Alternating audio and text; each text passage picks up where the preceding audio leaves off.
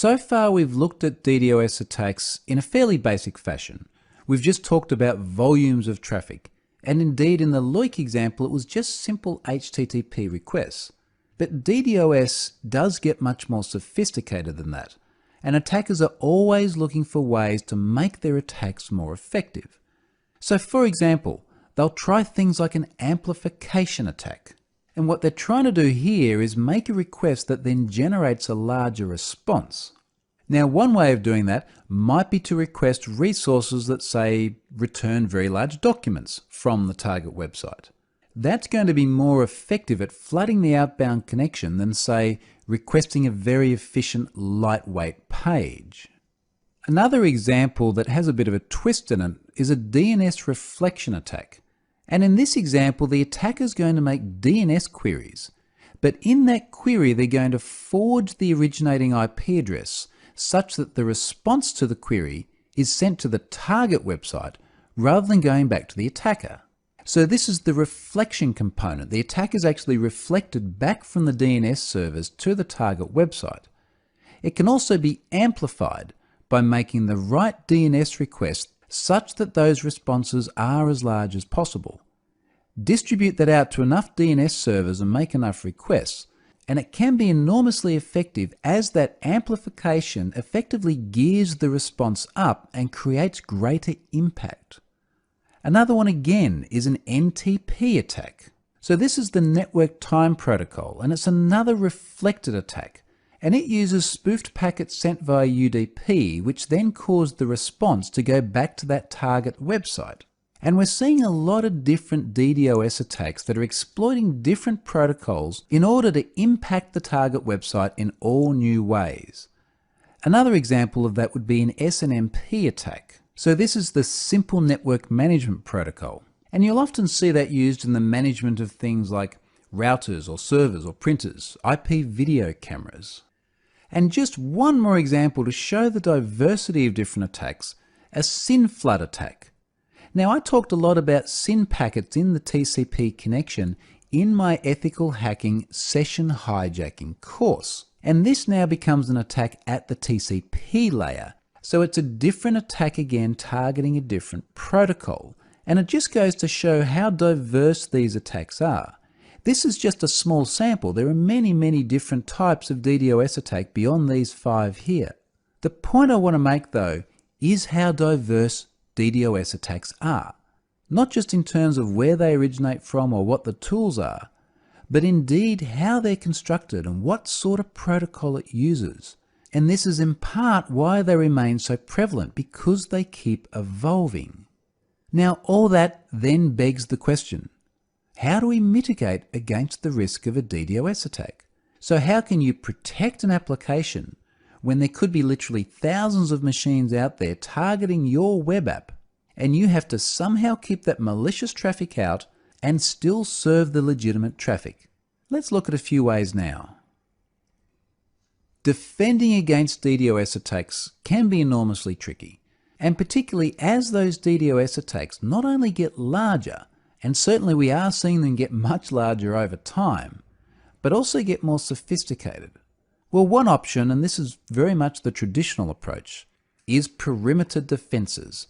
So network infrastructure that sits in front of the target web application that's designed to keep malicious packets out and good packets in. Certainly there is a place for that, but it's difficult to stay on top of continually evolving attacks that are exploiting all new ways of sending huge volumes of traffic to the target web application. These devices can certainly be expensive as well. Network infrastructure designed to deal with large volumes of traffic can carry a pretty hefty price tag. An alternative to that is DDoS mitigation as a service. And I'm going to give you an example of that on the next slide. But this is where you get DDoS mitigation as you'd get in a traditional perimeter defense model, but somebody else provides it, and they provide it as a managed service that sits in front of the web application. We'll take a look at that a bit more closely in just a moment. Of course, another option is simply blocking incoming sources of traffic. Now that's partly what the previous 2 points do. They'll certainly a point where they'll simply block the traffic from particular origins. But it's also difficult, particularly in a distributed denial of service attack, to identify which are the legitimate hosts and which are the malicious hosts. Basing it on, say, IP address is difficult, particularly when it could be spread out over thousands of different machines. The smarter DDoS defense implementations do start to look at pattern-based behavior. So what does good traffic look like? And then consequently, if the traffic doesn't comply to that, might it be bad traffic? It obviously gets more sophisticated, but it also gets much more effective. Then there's the old adage of beat it with bandwidth. If your bandwidth is big enough, it may be that you can simply weather the storm of a DDoS attack. Yes, it's a huge volume of traffic coming in, but you've got the bandwidth to support it.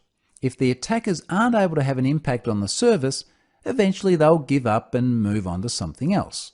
That can be a bit of an arms race though, as the defender keeps adding capacity and at the same time the attackers get smarter and increase the volume of the attacks. Certainly that should be part of the strategy, and that does give you a good buffer, gives you some insurance against when these attacks come in, but it has to be part of a broader strategy.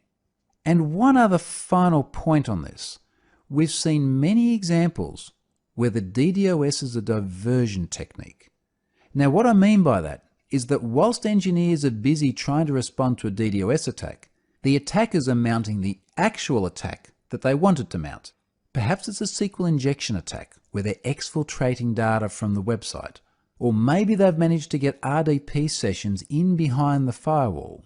Again, there are many precedents of this.